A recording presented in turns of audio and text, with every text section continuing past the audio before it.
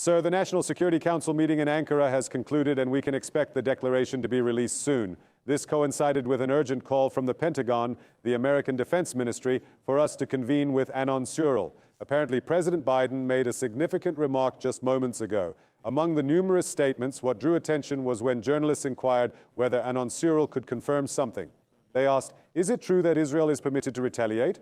Our response was clear: we cannot grant permission for such actions as we do not possess the authority. Rather, it seems that we are in a position to offer guidance. Anon Surel, we eagerly await your perspective and the additional sentence. Thank you, Sally Nerman. The President of the United States, Joe Biden, traveled to Florida to address the devastating hurricane and its casualties. He is currently on screen, fielding questions from reporters. Joe Biden, known for his direct remarks, took the opportunity to clarify that there would be no attack on this day, a statement that faced criticism in the American media. Additionally, he expressed his intention to speak to the nation regularly rather than on a weekly or monthly basis. During the press conference, Biden was also asked about the country's oil reserves. It is important to note that there had been previous concerns regarding a potential nuclear attack. We don't want Israel to strike in that area, but this time Biden said they will make their own decisions. Israel will be informed of this. They will take appropriate action, he explained.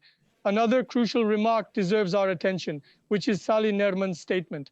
We are analyzing it sentence by sentence for accuracy. It is important to quote him as well, since he does not hold press conferences. Journalists can only intercept him while moving from one place to another. His next sentence was as follows: "We consistently support Israel when it comes to assistance. However, Israel should strive for a more composed approach. It ought to give a response that is proportionate to the situation." US President Joe Biden has voiced these statements. As a matter of fact, he had been queried on this topic previously.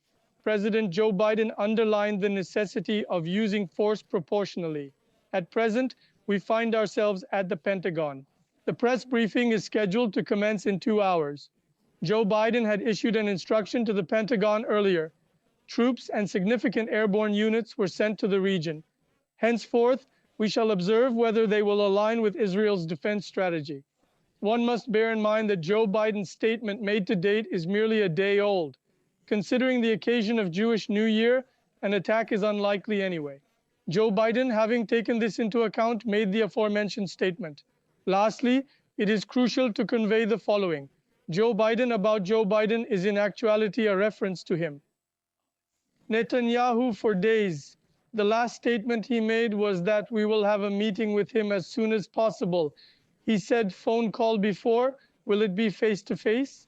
He called Netanyahu. How will he deal with Biden? Because he has a much closer relationship with Trump, according to much closer sources. After this, let's see if this meeting will take place very soon before the elections. There have been more than 14 phone calls in the last 2 weeks, not at the level of presidents, but at the level of defense ministers. Some days, there were even 2 or 3 calls. The Pentagon spokesperson will make a statement hours later, exactly 2 hours later, behind me. The expectation is for a more restrained Israeli response, but also for the United States to participate in these attacks, both to protect its troops in the region, but also to support Israel. We are just a few hours away from this meeting, and as I mentioned earlier, the New Year holds great significance for Jews in Israel. Consequently, it is expected that the Israeli delegation will be present. However, the Israeli side has not yet shared a specific timeline with the US. Nevertheless, they have emphasized the importance of informing the American media promptly about any future attacks, their occurrence, and the planned schedule. Given that the elections are less than a month away, the US is keen on preventing further attacks.